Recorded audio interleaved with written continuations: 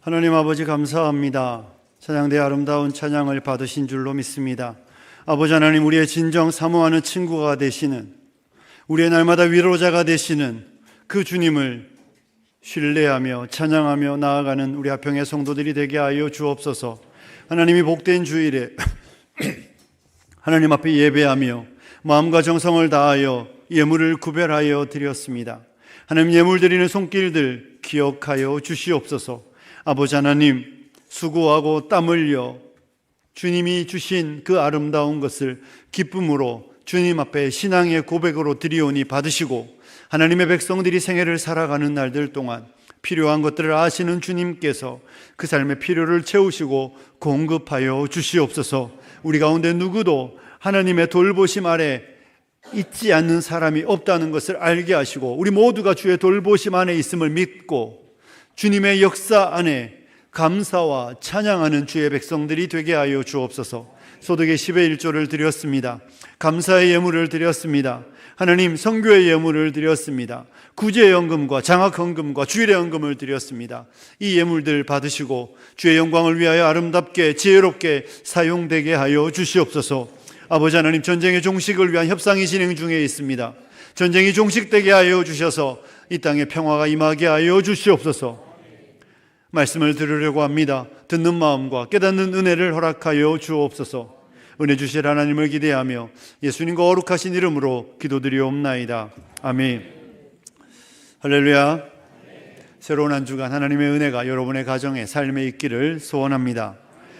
몇 가지 광고에 나왔던 거 기억나시죠? 5월 17일에 직원 투표가 있습니다. 우리 장로님 2분 뽑고 집사님, 권사님을 뽑게 되는데, 여러분 혹시라도 고민하시는 분들이 있다면 우리 목사님들께 말씀해 주시면 되겠습니다. 그리고 50주년 성지순례 광고 보셨죠? 여기 뭐라고 적혀 있더라? 선착순 이렇게 되어 있는데 그냥 오는 대로 받는다는 이야기입니다.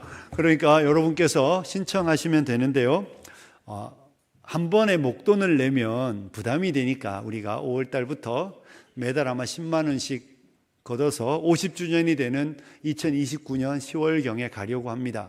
여러분들께서 신청해 주시면 되고, 또 이런 분들이 있죠. 목사님, 다 냈다가 그때 일 있으면 돌려드립니다.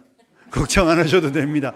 이자 빼고 돌려드리니까 여러분들이 그때 목사님 저 다 냈다 못 가면 걱정 안 하셔도 됩니다. 우리 다 돌려드릴 거니까 여러분들이 함께 한번 다녀오고 나면 성경의 새로운 전망들을 갖게 됩니다. 그러니까 3년 남았습니다. 3년. 우리 어르신들은 무릎을 단단히 하셔야 되고, 우리 또 시간 되시는 분들은 시간을 만드시면 됩니다. 가능하면 우리 많은 분들이 참석하시면 좋을 것 같은데요, 우리 김성기 장로님과 이기원 집사님께 문의해 주시면 되겠습니다. 저는 내일 오후에 저녁에 대한신학대학원 대학교에서 말씀을 전하게 되었는데 관심 가져주시면 좋겠습니다. 우리 옆 사람하고 한번 인사할까요? 잘 오셨습니다. 사랑하고 축복합니다. 여러분, 우리가 2주 전에는 종려주일 고난주간을 보냈고 지난주는 부활절이었습니다. 저는 왜 이렇게 멀리 느껴지는지 모르겠습니다. 아주 오래전에 있었던 일인 것 같아요. 찬양도 지난주에 하셨잖아요. 그죠? 너무 아름다운 찬양이어서 감사드리는데 되게 이렇게 바빴던 것 같습니다. 그럼에도 우리가 고난주간을 보냈고 부활주일을 보내고 다시 돌아와 에베소서의 말씀을 살펴보려고 합니다. 여러분에게 저에게 있는 놀라운 능력은 잊어버린다는 것을 늘 기억하며, 오늘은 전반부에 여러분과 제가 에베소서 2장에서 봤던 내용을 한번 정리하고 오늘의 말씀 속에 은혜를 받으려고 합니다. 사랑하는 성도 여러분, 에베소서 2장의 이 후반부에서 바울은 우리에게 일어난 놀라운 일에 관한 이야기를 해주고 있습니다. 저와 여러분 안에 일어난 일들 중에 첫 번째 살펴볼 내용은 하나님과의 관계 속에 변화가 일어났다는 것입니다. 전에는 우리가 하나님에게 멀리 있던 사람이었는데 13절에 보면 그리스도의 피로 가까워졌다. 멀리 있던 우리가 이제 하나님과 가까워지게 되었다는 이야기가 있고, 16절에는 하나님과 원수였던 우리가 하나님과 뭐하게 되었습니까? 화목하게 되었습니다. 이전에는 하나님과 원수여서 하나님이 내게 찾아오시는 것, 내가 하나님을 만나는 날이 오는 것, 죽음이 우리에게 공포와 두려움이었는데, 이제 하나님과 화목하게 되자 하나님을 만나는 건 우리에게 소망이 되고 하나님과 함께 있는 건 우리에게 즐거움이 되는, 하나님과 화목하게 되었다는 말씀을 하고 있습니다. 그리고 18절에는 하나님께, 아버지께 나아감을 얻게 되었다라고 말하고 있습니다. 사랑하는 성도 여러분, 전에는 우리가 하나님께 가고 싶어도 갈 수가 없었습니다. 그런데 이제는 하나님께 나아갈 수 있는 길이 열렸다, 이렇게 사도가 우리에게 말하고 있습니다. 하나님과 가까워지고 하나님과 화목해졌으며 하나님께 나아가게 되었습니다. 이것이 저와 여러분 안에 일어난 하나님과의 관계의 변화입니다. 그러니 하나님께로 나아감을 얻었으니 우리가 해야 되는 것은 무엇입니까? 때를 따라 돕는 은혜를 얻기 위하여 은혜의 보좌에 나아가는 성도님들이 되시길 축복합니다. 사랑하는 성도 여러분, 이 땅에서 우리에게 정말 나의 모든 이야기를 들어줄 사람, 나의 모든 이야기를 들을 뿐만 아니라 내게 필요한 것들을 늘 때를 따라 도와줄 수 있는 사람이 있으면 얼마나 좋겠습니까? 근데 세상엔 그런 사람이 없습니다. 우리 결혼을 앞두셨는데 남편은 그런 사람이 아닙니다. 남편은 절대 그런 놈이 아닙니다. 기대하시면 실망도 크고, 아내도 그런 사람은 아닙니다. 그런 사람이면 좋은데, 그런데 우리에게는 누가 있습니까? 하나님이 계십니다. 믿으십니까? 내 모든 마음의 이야기를 들어주고 내 삶의 모든 필요를 아시는 주님께서 때를 따라 돕는다. 하나님과 관계가 회복되었으니 그 회복된 관계를 누려야 관계 회복의 목적이 온전히 이루어지는 것입니다. 그러니 하나님과의 관계가 회복된 저와 여러분이 풍성한 은혜를 누리시는, 교제에 누리시는 성도님들이 되시길 축복합니다. 동시에 하나님과의 관계뿐만 아니라 사람과 사람 사이의 관계도 회복되었습니다. 전에는 이 에베소 성도들에게 바울이 이야기할 때 유대인과 이방인은 담이 있었고 원수도 그런 원수가 없었습니다. 절대로 하나 될 수 없는 관계였습니다. 그런데 이제 이 둘이 한 몸이 된다라고 말하고 있습니다. 전에는 유대인과 이방인, 헬라인과 야만인, 그리고 종과 상전, 절대로 하나 될 수 없는 그 관계들이 그리스도 안에서 하나가 되었다, 한 새 사람이 되었다. 바울은 이 이야기를 우리에게 해주고 있는 것입니다. 예수 안에서 저와 여러분이 이 자리에 함께 앉아 있는데, 여러분 옆에 앉아 있는 사람 보십시오. 내가 만약에 예수 안에 있지 않으면 이 사람하고 이 자리에 앉아 있지 않을지도 모릅니다. 그런데 이 사람과 내가 한 자리에 앉아 있습니다. 이 사람과 내가 한 자리에 앉아 있을 뿐만 아니라 뭐라고 말합니까? 형제, 자매라고 말합니다. 가족이라고 말합니다. 이 놀라운 일이 저와 여러분 안에 일어났다, 바울은 이렇게 가르쳐주고 있습니다.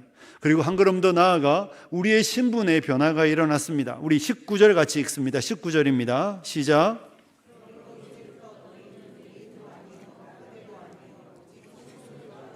시민이요 하나님의 권속이라. 아멘. 여러분, 우리는 외인도 아니고 나그네도 아닙니다. 이제는 우리는 하나님과 관계없는 멀리 있는 사람도 아니고, 우리는 이 땅에서 나그네, 하나님 앞에서 나그네가 아닙니다. 우리는 하나님과 하나님의 나라의 시민이 되었습니다. 믿으십니까? 하나님의 나라의 시민이 되어 하나님의 나라 안에서 보호받고 하나님의 나라 시민의 모든 특권을 누리게 되었다, 바울은 이야기를 하고 있습니다. 뿐만 아니라 하나님의 권속, 하나님의 가족이 되었습니다. 저와 여러분이 하나님의 나라의 시민이 되고 하나님의 나라의 가족이 되어 이제 하나님을 아버지라고 부르기 때문에 아버지께서 우리를 보호하시고 아버지께서 우리를 돌보시고 아버지께서 우리를 지키는 그 모든 은혜가 우리에게 주어졌다는 사실을 믿으시기를 축복합니다. 저와 여러분, 하나님과의 관계가 회복되고 사람과 사람 사이에 막힌 담이 허물어졌으며 신분의 변화가 일어났습니다. 그런데 이 놀라운 일이 여러분, 점진적으로 하나님과 관계가 회복되고 또 얼마 지나서 열심히 노력해서 사람과의 관계가 회복되고 그 다음에 우리의 신분이 변화되는 게 아니라 단번에 이 모든 일이 일어났다는 사실을 믿으시기를 축복합니다. 우리에게 주어진 이 영광스러운 일은 한 번의 변화로 다 일어났습니다. 어떻게 이런 일이 일어났습니까? 이 일이 일어날 수 있었던 원인은 무엇일까요? 성경은 우리에게 분명한 사실 한 가지를 먼저 이야기합니다. 따라해 보십시오. 우리의 노력은 아닙니다. 죄송합니다. 감기 아닙니다. 여러분, 우리의 노력은 아닙니다. 여러분이 노력했기 때문에, 제가 노력했기 때문에 관계가 회복되고 막힌 담이 허물어지고 신분이 변화되는 게 아니라 하나님의 은혜의 선물로 되었습니다. 우리의 노력이 아니라 하나님의 역사의 결과로 되었는데 어떻게 그 일이 일어났는가라고 물을 때에 오늘 성경은 우리에게 이 이야기를 하고 있는 것이죠. 13절에 보면 이제는 전에 멀리 있던 너희가 그리스도 예수 안에서 그리스도의 무엇으로? 피로 가까워졌다. 그리스도의 피로 가까워졌습니다. 16절에는 또 이렇게 되어 있습니다. 또 십자가로, 무엇으로요? 십자가로 이 둘을 한 몸으로 하나님과 화목하게 하려 하심이라. 원수된 것을 십자가로. 여러분, 피와 십자가는 다른 이야기가 아닙니다. 예수께서 십자가에 흘리신 그 피가 우리를 하나님과 화목하게 하고 막힌 담을 헐고 우리의 신분을 변화시키는 원인이 되었다는 것입니다. 사랑하는 성도 여러분, 예수 그리스도의 보혈입니다. 예수 그리스도의 십자가입니다. 다른 어떤 것으로도 우리를 하나님과 화목시킬 수 있는 것이 없고, 다른 어떤 것도 우리와 우리 사이에 막힌 담을 헐 수 있는 게 없고, 다른 어떤 것도 우리의 신분을 변화시킬 수 없고, 오직 예수 그리스도께서 십자가에 흘리신 그 보혈만이 저와 여러분을 하나님과 화목시키고 우리와 우리 사이에 막힌 담을 헐고 우리의 신분을 변화시킨다는 사실을 믿으시기를 축복합니다. 그렇기 때문에 십자가의 보혈은 기독교 진리의 심장입니다. 십자가의 진리, 십자가의 보혈은 기독교의 심장입니다. 여러분, 기독교는 십자가와 보혈 외에는 그것보다 중요한 것은 없다는 것을 우리는 잊지 않아야 합니다. 다른 어떤 것으로도 그 자리를 대신할 수가 없습니다. 그러니 십자가 없는, 보혈 없는 기독교는 기독교가 아닙니다. 많은 가르침이 있을 수 있고 많은 좋은 이야기가 있을 수 있습니다. 많은 아름다운 이야기가 있을 수 있습니다. 그런데요, 기독교 신앙의 핵심은 그게 아닙니다. 기독교의 심장은 예수 그리스도께서 십자가에서 저와 여러분을 위해 보혈을 흘렸다. 이것이 기독교의 핵심이며 심장이라는 사실을 믿으시기를 축복합니다. 여러분, 성경은 그 피의 이야기로 가득 채워져 있고 성경은 그 피의 이야기를 하는 책입니다. 예전 성경책 기억나십니까? 제가 어릴 때 성경책은 이 주변에 무슨 색으로 칠해졌습니까? 시뻘건색, 정말 새빨간색으로 칠해져 있었습니다. 그런데 언제부턴가 황금색을 칠하기 시작하더라고요.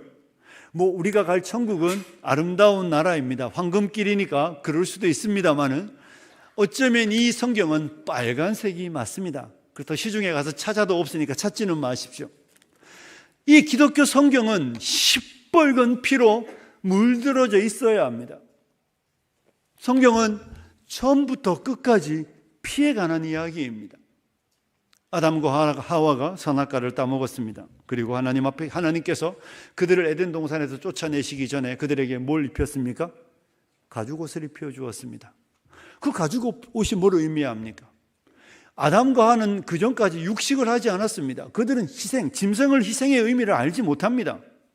그런데 그들이 죄를 짓고 나자 그들이 만든 잎사귀 옷이 말라들고 나서 아시는 하나님께서 그들을 위하여, 그들을 보호하시기 위하여 가죽옷을 지어 입힙니다. 하늘에서 뚝 떨어집니까? 아닙니다. 그들이 평소에 알고 지내던, 그들이 알고 있는 짐승이 무슨 동물인지 알 수 없지만 죽는 겁니다. 그리고 그 가죽으로 그들에게 옷을 입혀 주었습니다. 주께서 너의 죄로 인하여 너를 지키기 위하여 이 피 흘림이 있었다는 사실을 창세기는 우리에게 가르쳐 줍니다. 여러분, 구약의 제사들을 보십시오. 물론 소제라는 게 있습니다. 곡식을 드리는 제사가 있지만 소제를 제외하고 다른 모든 제사는 짐승의 피를 드리고 짐승의 피를 흘려 고기를 드리는 제사입니다. 엄청난 분홍들이 수백 마리, 수천 마리를 키우는, 물론 그런 사람도 있지만 이스라엘 백성들은 그렇게 엄청난 낙농업을 하는 사람들이 아닙니다. 그들이 죄를 짓고 그들의 죄를 용서받기 위하여 짐승을 드릴 때 그들 대부분은 자기 집에서 함께 먹고 함께 자던 그들이 돌보던 그 소와 그 양과 그 염소를 가지고 오는 겁니다. 그리고 가지고 와서 그들이 지은 죄를 회개하고 짐승에게 손을 얹어 안수하고 그 짐승이 피를 흘릴 때 그들의 죄가 그 짐승에게 전가되는 방식으로 그들은 죄를 용서받았습니다. 그 피 흘림은 그들의 죄가 용서받는 유일한 길인 것이죠. 그래서 하나님께서 그들이 집에서 그렇게 애지중지 키우던 그 짐승을 드리며 피 흘림이 있어야 용서가 있다는 것을 가르쳐 주십니다. 6월절 이스라엘 백성들이 출애굽하고 이집트의 모든 장자들이 죽어나갈 때 하나님은 6월절 죽음의 사자가 그 집에 이르러서 그 집의 문지방과 설주에 있는 피를 보면 그 죽음의 사자가 넘어간다고 가르쳐 주었습니다. 6월 한다고. 그래서 6월절입니다.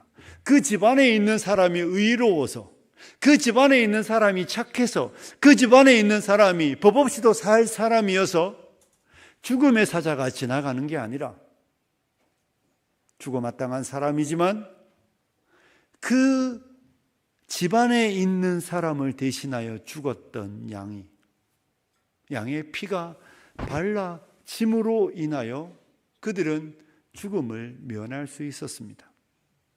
그리고 이 모든 죽음의 이 모형 되시는 구주께서 오셔서 겟세마네에서 기도하시고 갈보리에 올라 그 십자가에서 우리를 위하여 피를 다 쏟아내심으로 저와 여러분이 용서를, 속죄함을 받게 되는 것입니다. 그러니 기독교 신앙은 처음부터 끝까지 예수 그리스도의 피에 관한 이야기입니다. 바울이 에베소서 1장 7절에 뭐라고 말했습니까? 우리는 그리스도 안에서 그의 은혜의 풍성함을 따라 그의 피로 말미암아 속량 곧 죄사함을 받았다고 가르쳐 주었습니다. 히브리서 9장 22절에도 그렇습니다. 히브리서 9장 22절입니다. 이렇게 되어 있습니다. 율법을 따라 그의 모든 물건이 피로서, 무엇으로서요? 피로서 정결하게 되나니 피 흘림이 없은즉 뭐가 없습니까? 사함이 없습니다. 피로서 정결하게 됩니다. 피 흘림이 없이는 사함은 없습니다. 결국은 죽음이 있어야 용서가 있다는 것입니다. 이것이 복음의 핵심이며 기독교 신앙의 핵심입니다. 사랑하는 성도 여러분, 예수 그리스도의 피 흘림은 우리의 사죄를 위하여 반드시 있어야 되는 일입니다. 사랑해, 내가 너를 사랑하니까 용서할게, 이건 하나님에게 어울리지 않습니다. 의로우신 하나님께서, 죄의 삭은 사망이라고 말씀하신 하나님께서 나는 너를 특별히 용서하는데, 너를 사랑하는데 너는 그냥 용서해 줄게, 이거 없습니다. 용서하기 위하여는 반드시 피 흘림이 있어야 합니다. 그냥 사랑으로 안 되는 것이죠. 여러분 생각해 보십시오. 여러분의 자녀가 누군가에게 손해를 끼쳤습니다. 누군가에게 엄청난 손해를 끼쳤습니다. 그 문제를 해결하기 위해 여러분이 해야 되는 것, 여러분이 노후를 위해 준비해 놓은 모든 것, 여러분이 살고 있는 집까지 다 팔고 다 가져와서 그 문제가 해결되어야만 여러분의 자녀가 자유를 얻는다면 여러분은 자녀를 사랑하기 때문에 뭐 하는 겁니까? 그 모든 집을 팔고 노후의 모든 것, 그것까지 다 내어 놓습니다. 그리고 나서 우리의 자녀를 향한 사랑이 나타나는 것입니다. 그냥 용서 없습니다. 하나님께서 우리를 용서하시기 위하여 하나님 행하신 일은 그 생명의 피, 아들 예수의 피를 흘려내셔서 우리를 용서하여 주시는 것이죠. 그러니 여러분, 사랑하는 성도 여러분, 기독교 신앙은 이 십자가의 보혈이 전부입니다. 다른 복음이 없습니다. 다른 내용이 없습니다. 다른 어떤 것이 필요하지 않은 것이죠. 그래서 성경은 처음부터 끝까지 이 피의 이야기입니다. 사람들은 그리스도인들이 피를 먹는다, 뭐 이런 이야기하고 비난하지만 우리는 그 피를 사랑하는 사람들이죠. 이것이 오늘 바울이 우리에게 주고 있는 이야기입니다. 하나님과의 관계가 회복되기 위하여, 사람과 사람 사이에 막힌 다음에 허물어지기 위하여, 우리의 신분의 변화를 위하여 하나님께서 치르신 대가 지불은 하나님의 아들 예수 그리스도의 보혈입니다. 그 십자가가 이 모든 일들을 이루어내었다는 것을 성경은 우리에게 가르쳐 주고 있는 것이죠. 사랑하는 성도 여러분, 이 보혈의 은혜를 입은 저와 여러분은 어떠한 삶을 살아야 하겠습니까? 이 보혈의 은혜가 우리에게 있다면, 이 보혈의 은혜를 내가 알고 있다면 우리는 어떠한 삶을 살아야 하겠습니까? 저는 오늘 몇 가지를 여러분과 함께 말씀을 드리려고 합니다. 여러분, 우리는 이 피를 찬송하는 사람들이 되어야 합니다. 그리스도인은 이 보혈을 찬송하는 사람들입니다. 이 예배에 나와 우리가 하는 게 뭡니까? 그 예수 그리스도의 십자가의 대속의 죽음을 찬송하는 것, 이것이 저와 여러분이 해야 되는 첫 번째 일일 것입니다. 요한계시록을 보십시오. 요한계시록 1장을 열고 요한이 묵시를 선포하기 전에 1장 5절과 6절에 보면 이런 말씀이 나오고 있습니다. 중간 부분부터 읽습니다. 우리를 사랑하사 그의 피로 우리를 죄에서 해방하시고, 우리를 사랑하사 그의 피로 우리를 죄에서 해방하시고, 그의 아버지 하나님을 위하여 우리를 나라와 제사장으로 삼으신 그에게 영광과 능력이 세세토록 있기를 원하노라. 아멘. 우리를 사랑하사 그의 피로 우리를 죄에서 해방하셨다고 그 피를 찬송하고 있습니다. 요한계시록 4장과 5장에 가도 천상의 모습이 열리는데 거기에도 마찬가지입니다. 일찍 죽음을 당하신 어린 양의 보혈을 찬양하고 있습니다. 우리를 피로 사셨다. 사랑하는 성도 여러분, 이 보혈은 교회의 찬송의 제목입니다. 우리가 예배 이후에도 부르겠지만 여러분, 이 찬송가를 기억하시죠? 나의 죄를 씻기는 예수의 피밖에 없네. 다시 정케하기도 예수의 피밖에 없네. 여러분 보십시오. 찬송가는 계속해서 십자가를 찬송하고 있습니다. 많은 찬송가, 마음에 가득한 의심을 깨치고 속죄함 속죄함 주 예수 내 죄를 속했네. 할렐루야 소리를 합하여 찬송하세. 그 피로 속죄함 얻었네. 예수 십자가에 흘린 피로서 그대는 씻겨 있는가? 여러분, 성도의 입의 찬송가의 가장 중요한 제목은 예수의 보혈입니다. 오늘날 교회가 예수님의 보혈을 자꾸 찬송하는 일들을 잃어가는 것 같습니다. 여러분, 우리의 많은 찬송가들이 오늘날 우리의 위로에 집중되고, 우리의 아픔에 집중되고, 우리의 상처에 집중되고, 우리의 돌봄과 여러 가지 많은 이야기를 찬송하고 있는데 가장 중요한 십자가를 찬송하는 일들을 잊어가고 있다는 슬픈 현실입니다. 사랑하는 성도 여러분, 곰곰이 생각해 보셨습니까? 우리 예전의 어른들, 제가 어린 시절의 교회를 생각해 봅니다. 그분들은 저희보다 훨씬 어려운 삶을 살았습니다. 정말 우리보다 어려워도 그렇게 비교할 수 없는 어려움입니다. 그래서 우리 어르신들 물어보면 이렇게 좋은 시절이 올 줄은 꿈에도 생각 못했다고 그럽니다. 그래서 이런 이야기까지 가서 좀 오해를 삽니다. 목사님, 천국도 여기보다는 안 좋을 것 같아. 이런 농담하시는 분들이 있는데 우리 어르신들 옛날 살아가던 날들을 생각해 보십시오. 그 어려움 중에도, 그 고난 중에도 교회에 와서 불렀던 찬송가는 이런 거 아닙니까? 예수 십자가에 흘린 피로써 그들은 보혈을 찬송했고, 그 보혈에서 위로받았고, 그 보혈에서 힘을 얻었고, 그 예수 그리스도의 십자가 아래서 그 인생의 무거운 짐은 하나도 변하지 않는데 그들은 얼굴에 웃음을 띄었고 하나님을 찬송하며 살아왔습니다. 집에 남편들은, 제 어린 시절에 기억해보면 폭력적인 남편이 그렇게 많았습니다. 술만 먹고 오면 막 아내를 폭력하는 사람들, 우리 가운데 계신지도 모르겠습니다. 술만 먹고 오면 때리고, 술만 먹고 오면 남편, 자식 다 때리며, 남편이 죽지도 않아요. 그런 오랜 삶을 살며 주님의 교회에 나왔습니다. 여러분, 남편이 변합니까? 그 술은 왜 이렇게 먹는지 모릅니다. 그럼에도 불구하고 교회에 나와서 그들은 그리스도 십자가를 찬송했습니다. 그들은 그리스도의 보혈 아래서 위로받았고, 그들은 그 보혈의 사랑을 기억하며 말도 안 되게 그 남편, 하나님 저 남편 안 데려가십니까? 이렇게 기도 안 했어요. 저 남편을 불쌍히 여겨달라고. 하나님 저 남편 좀 불쌍히 여겨달려 예수 믿게 해달라고. 저 남편도 이 예수 그리스도의 보혈의 은혜를 알고 십자가를 찬송하는 남편 되게 해달라고 기도했습니다. 삶의 변화를, 하나님이 지긋지긋한 남편하고 못 살겠어요, 하나님 나 이런 삶 싫어요, 이렇게 기도하지 않았습니다. 그 어려운 중에도 하나도 변하지 않는 삶 속에서도 그들의 찬송은, 그들의 위로는 오직 그리스도의 보혈과 그리스도의 십자가였습니다. 사랑하는 성도 여러분, 우리는 어떻습니까? 우리 안에 예수 그리스도의 피 묻은 십자가의 은혜의 복음이 여러분의 찬송의 제목이 되고 있습니까? 그리스도 십자가의 대속의 은혜가 여러분의 입술을 열어 부르는 찬양의 가장 큰 제목이 되고 있습니까?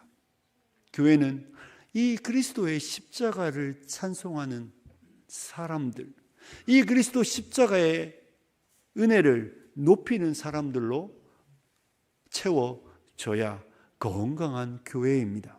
사랑하는 성도 여러분, 십자가의 은혜를 아신다면, 십자가의 보혈의 은혜를 아신다면 찬송하시는 여러분들이 되시길 축복합니다. 동시에 여러분, 이 십자가의 은혜는, 이 보혈은 저와 여러분의 사랑의 이유입니다. 여러분, 그 피를 사랑하시는 분들이 되시기를 축복합니다. 예수 그리스도의 보혈을 사랑하는 건 성도 안에 있는 놀라운 특징입니다. 베드로전서 1장 8절에 예수를 너희가 보지 못하였으나 사랑하는도다. 이제도 보지 못하나 믿고 말할 수 없는 영광스러운 즐거움으로 뭐 한다고요? 기뻐한다. 이 베드로의 편지를 받는 사람들은 고난받는 성도들이었습니다. 예수를 믿는다는 이유로 공동체 가운데서 외면당하고 거절당하고 고난과 박해에 있던 사람들이었음에도 불구하고 그들은 보지 못한 그리스도를 사랑했고 그 그리스도로 인한 즐거움으로 기뻐하는 사람들이었습니다. 이것이 기독교 신앙입니다. 그리스도 보혈을 아는 사람은 그리스도 십자가를 사랑합니다. 그리스도 십자가를 사랑하고 그 피를 사랑하는 사람들입니다. 사랑하는 성도 여러분, 그 피를 사랑하십니까? 그 예수님을 사랑하십니까? 그 예수님을 사랑하는 성도님들이 되시길 축복합니다. 동시에 여러분 생각해 보십시오. 그 예수님을, 그 피를 사랑하는 사람 안에 있는 놀라운 특징은 뭡니까? 그 피를 자랑합니다. 뭐 한다고요? 자랑합니다. 그리스도 십자가를 사랑하는 사람은 그 십자가를 자랑하게 되어 있습니다. 요즘에 우리 교회도 어르신들이 많잖아요. 예전에는 자식 자랑이 그들의 다 이야기였습니다. 모이면 어느 집 애는 어느 대학 갔대, 막 어느 집 애는 성적을 얼마 받았대. 그러면 자식은 집에 오면 엄청 혼나잖아요. 너 뭐하냐고. 그런데 여러분, 요즘은 다 바뀌었죠. 뭐 자랑합니까? 손주 자랑하죠. 이렇게 막 보여주고 싶어서, 우리 장로님들도 막 보여주고 싶어서 막 이야기하면 막 영상, 핸드폰에 손주밖에 없어. 제가 볼 땐 다 손주야. 목사님, 얘가 뭘 했어요? 사실 별로 관심도 없지요, 제가. 근데 만약에 보여주고 싶고 막 사진에 보여주고 막 올리고, 여러분, 사랑하니까 자랑하는 거예요. 그래서 물어봐 드리면 엄청 좋아하세요. 예전에는 자식들 어때요? 이렇게 물어보면 엄청 좋아해요. 제가 청년부 사역할 때 우리 집사님들한테 아이고 그 집 애 어때요? 이렇게 물으면 막 우리 목사님 우리한테 엄청 관심 많다고.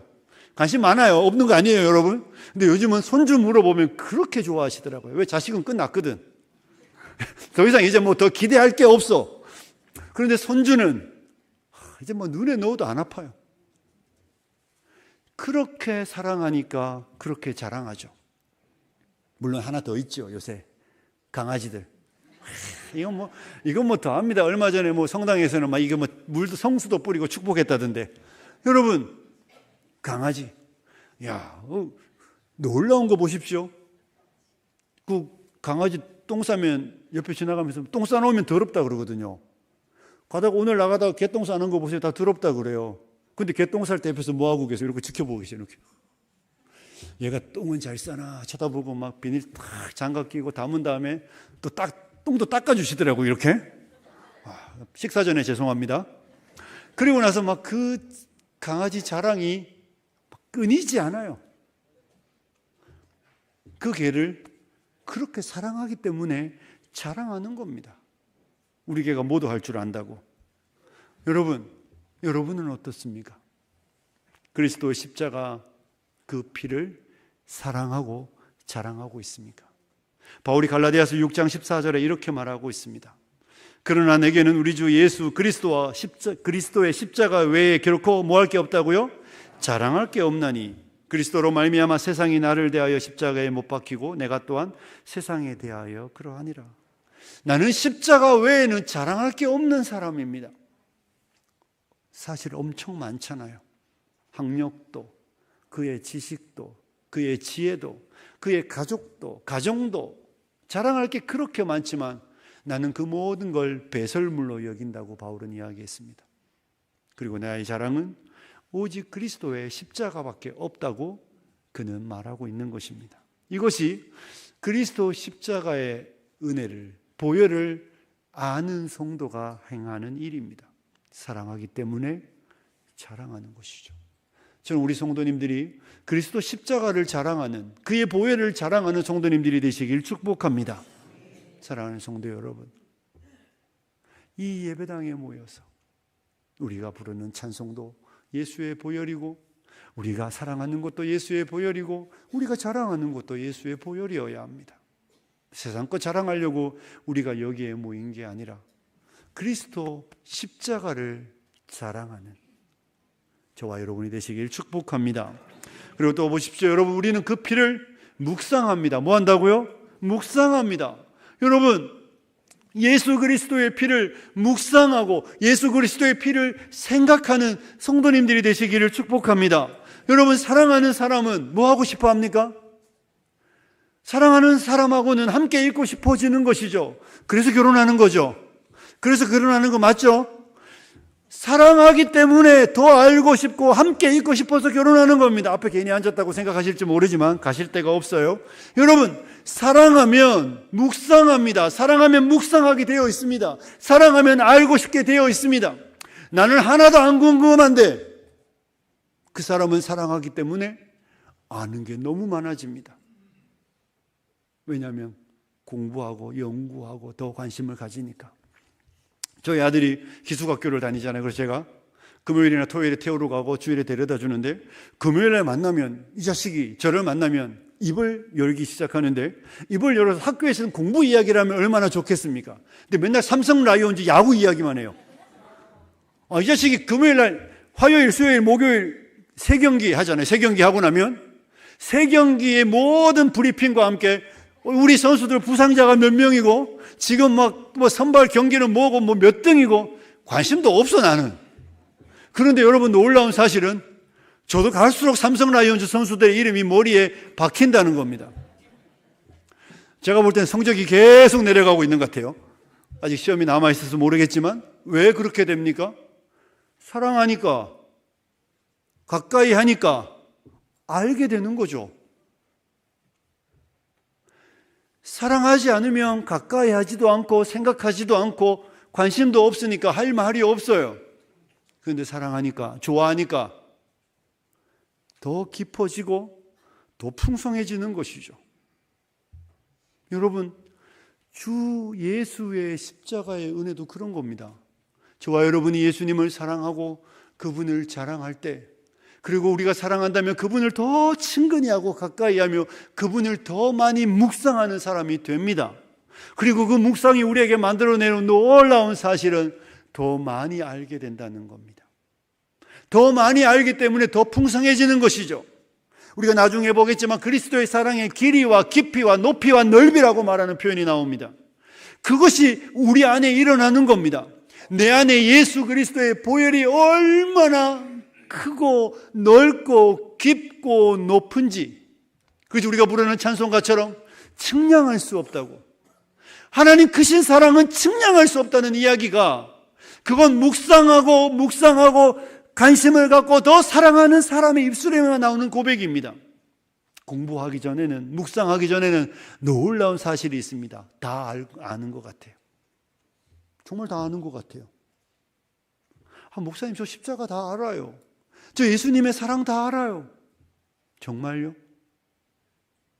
여러분과 제가 그 문을 열고 들어가 그분 앞에 머물러 있으며 그 십자가를 묵상하고 그 피를 바라보며 그 피의 은혜를 깨달아 알아보십시오. 우리는 평생을 알아도 다 알지 못한다는 것을 깨달아 알게 됩니다. 그러니 사랑하는 성도 여러분, 그리스도의 피를 묵상하시는 여러분들이 되시길 축복합니다. 그래서 히브리서 3장 1절 히브리서 저자가 우리에게 이런 말을 합니다. 맨 마지막 표현이 이렇습니다. 예수를 뭐하자? 깊이 생각하라. 여러분, 예수 그리스도를 깊이 생각하셔야 합니다. 여러분과 제가 핸드폰을 들고 쇼츠 보듯이 예수님 사랑, 그래 이게 아니라 그 앞에 머물러 앉아서 그분의 그 사랑을 정말 어떤 방해도 받지 않고 그 사랑을 묵상하셔야 합니다. 이것이 저와 여러분을 더 풍성하게 해주고 저와 여러분으로 하여금 주를 더 사랑할 수밖에 없도록 이끌어가는 방법이 되는 것입니다. 사랑하는 성도 여러분, 오늘날 우리가 이 묵상에 실패하는 세대가 되어버렸습니다. 주님의 십자가의 보혈을 묵상하는 데 실패하기 때문에 이 연쇄작용으로 예배도 실패하고 찬양도 실패하고 우리의 신앙생활에 뜨거움도 없어져 가는 것입니다. 그 사랑을 묵상하고 그 피를 묵상하며 그 피의 대속의 은혜를 우리가 정말 마음 깊이 깨달아 알게 될 때 여러분의 예배는, 우리의 예배는 달라질 수밖에 없습니다. 감격이 있고 경탄이 있고 그 은혜 앞에 부끄러움도 있습니다. 그런데 부끄러움 속에 또 감사가 있습니다. 기도도 더 깊어져 가고 우리는 정말 세상이 감당하지 못하는 넓고 깊은 관대한 사람, 그런 너그러운 사람이 될 수밖에 없습니다. 십자가가 저와 여러분을 그렇게 만들어냅니다. 사랑하는 성도 여러분, 그래서 보혈이 이루는 게 뭡니까? 저와 여러분을 화평의 전도사로 만드는 겁니다. 화평케 하는 자로 우리를 만들어내게 되는 것입니다. 전쟁을 일으켜 누군가를 죽이고 누군가에게 해를 가하여 나의 울분을 토해내는 방식이 아니라 우리를 사랑하시고 우리를 용서하신 그 십자가의 대속의 은혜 앞에 감격하며 감사하며 나를 위해 십자가 지시고 나에게 모든 것 내어주신 그 주님의 은혜가 나로 하여금 형제를 받아내게 만듭니다. 형제를 사랑하게 만듭니다. 형제를 위해 희생하게 만들고 이웃을 위하여 헌신하게 만드는 능력이 생겨나는 것입니다. 사랑하는 성도 여러분, 이제 말씀을 마무리하겠습니다. 하나님과의 관계의 회복과 사랑과의 막힌다며 무너지고 우리의 신분이 변화되는 그 모든 일이 일어날 수 있었던 이유는 우리 안에서 발견되는 게 아니라 하나님의 아들 예수 십자가의 보혈이라는 사실을 오늘 우리는 성경을 통해 배웠습니다. 그러니 이 예수 그리스도의 십자가의 보혈의 은혜로 구원받은 저와 여러분이 그 십자가를 찬양해야 하지 않겠습니까? 그 십자가를 사랑해야 하지 않겠습니까? 그 십자가를 자랑해야 하지 않겠습니까? 그 보혈을 묵상하며 그 보혈의 사람이 되어 이 땅에서 선을 행하며 화평을 만들어내는 귀하고 복된 성도님들이 되시길 주님의 이름으로 축복합니다. 우리 함께 기도하겠습니다. 우리 들은 말씀 생각하며 주님, 우리를 위해 피 흘려주심에 감사합니다. 주님, 그 피를 자랑하고 그 피를 사랑하고 그 피를 묵상하며 그 피를 찬송하는 우리가 되게 하여 주시옵소서. 우리 다 같이 기도하겠습니다. 기도합니다. 살아계신 하나님 아버지, 예수 십자가에 흘린 피로써 우리가 정결케 되었습니다. 예수 십자가에 흘린 피로써 우리가 깨끗게 되었습니다. 예수 십자가의 피로 하나님과 화목하게 되었고 예수 십자가의 피로 우리의 막힌다며 무너졌으며 예수 십자가의 피로 우리의 신분이 변화되었습니다. 하나님 아버지, 변화된 우리가, 새로워진 우리가 이 우리를 새롭게 한 그리스도의 십자가의 보혈을 찬송해야 하지 않겠습니까? 내 입에 십자가를 찬송이 넘쳐나게 하시고 십자가를 향한 뜨거운 사랑이 있게 하여 주시고 십자가 나의 자랑이 되게 하여 주시고 십자가를 묵상하며 그 묵상 속에도 풍성함들로 하나님의 은혜가 넘쳐나게 하여 주옵소서. 이 죄인을 위하여 흘리신 보혈이 나로 하여금 그리스도를 닮은 사람 만들어 화평의 사도가 되고 화평의 전도사가 되며 화평케 하는 자들이 될 수 있도록 있도록 그렇게 살아내는 우리가 되게 하여 주시옵소서. 화평의 모든 성도님들이 이 십자가를 자랑하며 찬양하며 사랑하는 성도들 되게 하여 주옵소서. 예수님 거룩하신 이름으로 기도드리옵나이다. 아멘.